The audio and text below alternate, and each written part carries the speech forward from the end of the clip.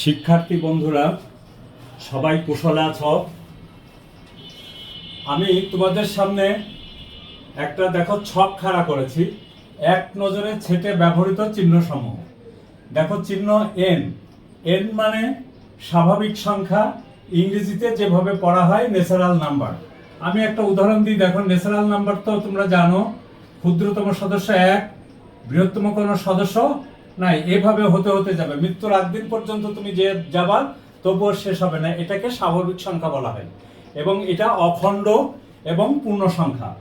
2 নম্বর দেখো, এই চিহ্নটার নাম হলো এপসাইলন। এটা যা বুঝায় কি উপাদান বা সদস্য। যেমন আমি তোমাকে বলি এ ইজ ইকুয়াল টু 1 2 3। দেখো তো বন্ধুরা, এই দুইটা কি এ সেটের সদস্য? হ্যাঁ, দুইটা এ সেটের সদস্য। তাহলে আমরা লিখব 2 এপসাইলন এ বা এপসিলন এ, মানে দুইটা হলো এ সেটের সদস্য। আর এইখানে এই চিহ্নটা বলতে বোঝা যায় উপাদান নয়, ডাজ নট বিলংস টু। ইংরেজিতে বলা হয় ডাজ নট বিলংস টু। যেমন আমি একটা তোমাকে উদাহরণ হিসাবে দেখাই।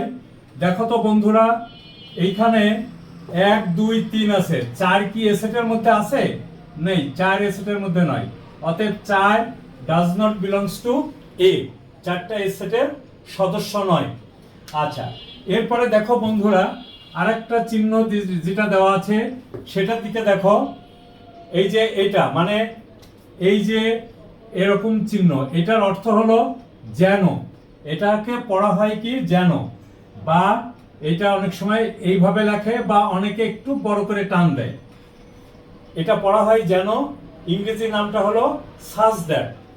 এক্স যেন, এক্স স্বাভাবিক বিজোড় সংখ্যা। যেমন তুমি খেয়াল করে এক্স স্বাভাবিক বিজোড় সংখ্যা আমি এ সেটকে বুঝাই। যেমন ধরো বিজোড় সংখ্যা 1 3 5 7 এইভাবে চলতে থাকতেছে। দেখো তো, আমি যদি এরকম ভাবে লিখি তাহলে কি এটা লেখা যায় না যে x যেন x স্বাভাবিক বিজোড় সংখ্যা। তারপরে দেখো বন্ধুরা, এই যে চিহ্ন এটাকে বলা হয় প্রকৃত সেট। লক্ষ্য করো প্রকৃত সেটটা আমরা কিভাবে লিখি, এই যে এইভাবে। এটা প্রকৃত সেট লিখি, ইংরেজি নামটা হলো proper subset. As per example, একটা উদাহরণ দিয়ে আমি তোমাদের বোঝানোর চেষ্টা করি। দেখো এ ইজ ইকুয়াল টু 1 3 5। দেখো তো বন্ধুরা, এ সেটের সদস্য কত? 1 3 5। আচ্ছা, আমি যদি বি এরকম লিখি, দেখো তো 3 5। দেখো তো, তাহলে বিটা কি এ সেটের প্রকৃত উপসেট নয়? অবশ্যই প্রকৃত উপসেট। তাহলে আমরা এখানে লিখতে পারবো কি বি প্রপার সাবসেট কত? এ। ক্লিয়ার বন্ধুরা? আচ্ছা, এরপরে দেখো উপসেট। আচ্ছা বন্ধুরা, খেয়াল করো, আমরা এটা দিয়ে বুঝাতে পারি উপসেট। দেখো তো 1 3 5, আমরা একটা সেট থেকে নিয়ে যতগুলি সেট তৈরি করা যায় সেগুলি হলো উপসেট। যেমন ধরো মনে করো সি একটা সেট তৈরি করলাম, সেখানে হলো কি 1 এবং 5। তাহলে দেখো তো বন্ধুরা, তাহলে সি, এই দেখো এটা হলো subset, C subset of A. C A সেটের একটি উপসেট। ঠিক আছে বন্ধুরা, আবার একটা জিনিস খেয়াল করো, আমরা আরেকটা উদাহরণ দিই। উদাহরণ দেখো, এটা হলো উপসেট নয়, not subset. As per example, যেমন মনে করো সি, সি হলো 2 4 6। ঠিক আছে? আচ্ছা দেখো তো বন্ধুরা, ডি আমি লিখলাম 1 3 5। তাহলে দেখো তো বন্ধুরা, ডি কি এ সেটের উপসেট হয়? অথবা সরি ভুল বললাম, ডি কি সি সেটের উপসেট হয়? অথবা সি কি ডি সেটের উপসেট হয়? না।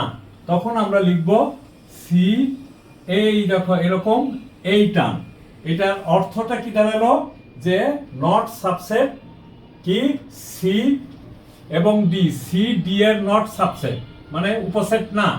আবার ডিও তাই হতে পারে, ডি নট সাবসেট সি।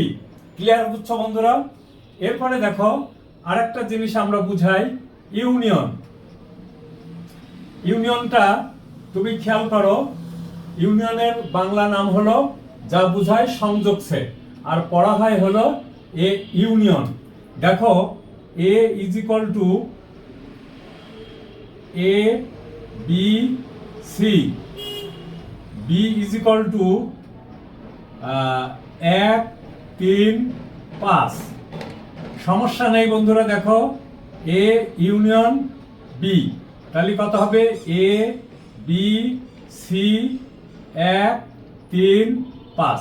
অর্থাৎ আমরা এটাকে লসাগু শিখেছি, বীজগণিতে লসাগু শিখেছি না, কমন ইনটু আনকমন।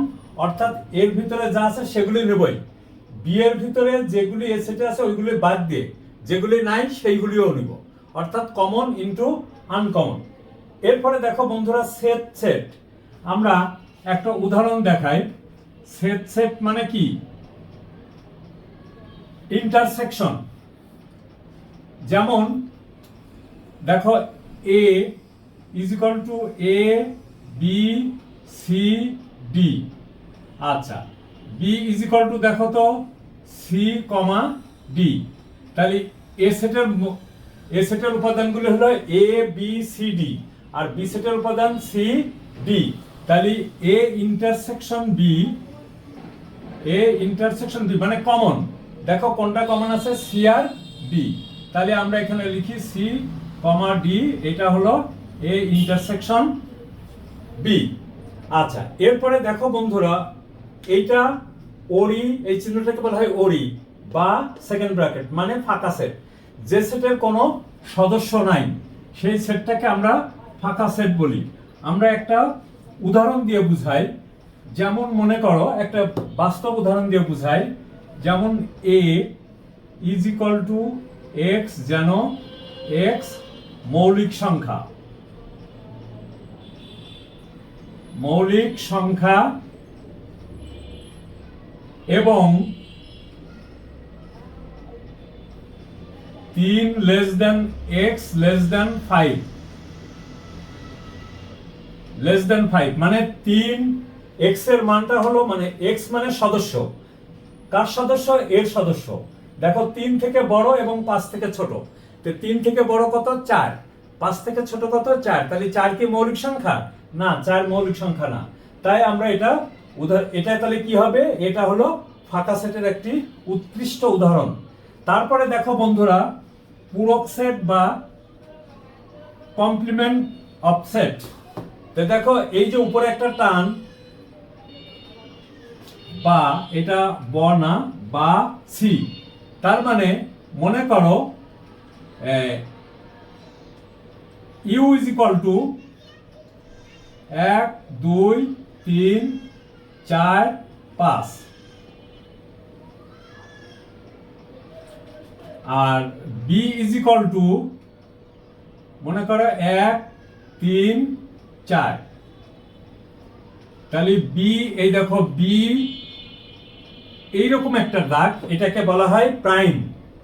বা এই দেখো এরকম বি দিয়ে এই বি ছোট্ট করে একটা সি, এটাকে বলা হয় বি কমপ্লিমেন্ট, একই কথা। তাহলে আসবে কত? ইউ বাদ বি। এটা ইজ ইকুয়াল টু কত লেখা যায় দেখো বন্ধুরা, ইউ বাদ বি। তার মানে হলো ইউতে আছে বিতে নাই। দেখো তো ইউতে এ আছে, বিতেও এ আছে, এটা হবে না। 3 ইউতে আছে, বিতে আছে, এটাও হবে না। তাহলে 1 হবে না, 3 হবে না। 4 দেখো ইউতে আছে, বিতেও আছে, এটাও হবে না। তাহলে হবে কত? 2 এবং 5, 2 এবং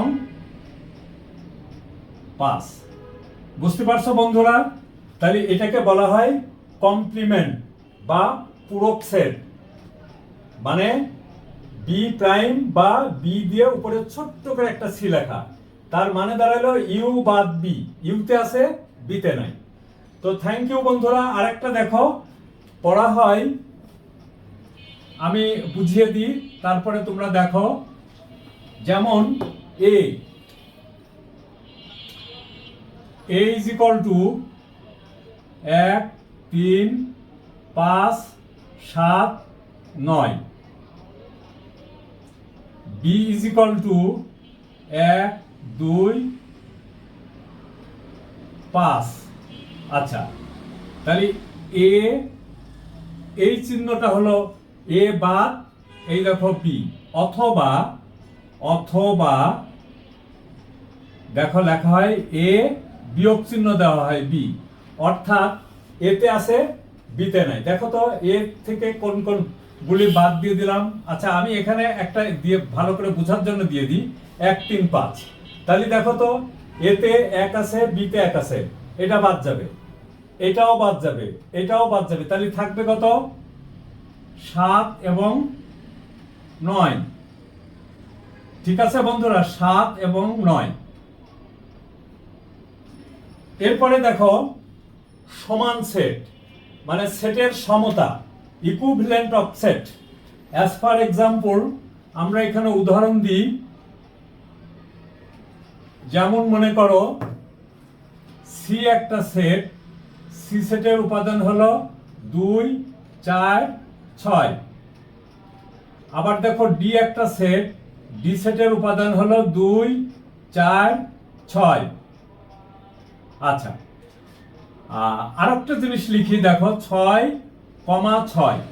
তাহলে এখানে তুমি খেয়াল করো বন্ধুরা, ডির ভিতরে 6 দুইবার আছে, একই সেট একাধিকবার লিখলেও মানের কোনো পরিবর্তন হয় না। তার মানে এটার অর্থ দাঁড়ায় 2 4 6। তার মানে এটাকে আমরা বলতে পারি কি, অতএব C is equal to D. তার মানে সি ইজ ইকুইভ্যালেন্ট টু কত? ডি। তাহলে C is equal to D. Clear? দেখো শিক্ষার্থী বন্ধুরা, আমি তোমাদের এই জিনিসগুলি ছকের মাধ্যমে দেখানোর যুক্তিটা হলো এই, আমাদের অনেক ছেলে মেয়ে ইউনিয়ন, ইন্টারসেকশন এইগুলি বুঝতে চায় না, তাই না? যারা বুঝতে চায় না তাদের বা বুঝতে পারো না, তাদের জন্য এই কৌশলটা অবলম্বন করা। তো সবাই সুস্থ থাকো, আমার ভিডিওটা দেখে কমেন্ট করো, লাইক দিও, শেয়ার দিও। থ্যাংক ইউ বন্ধুরা, সবাই।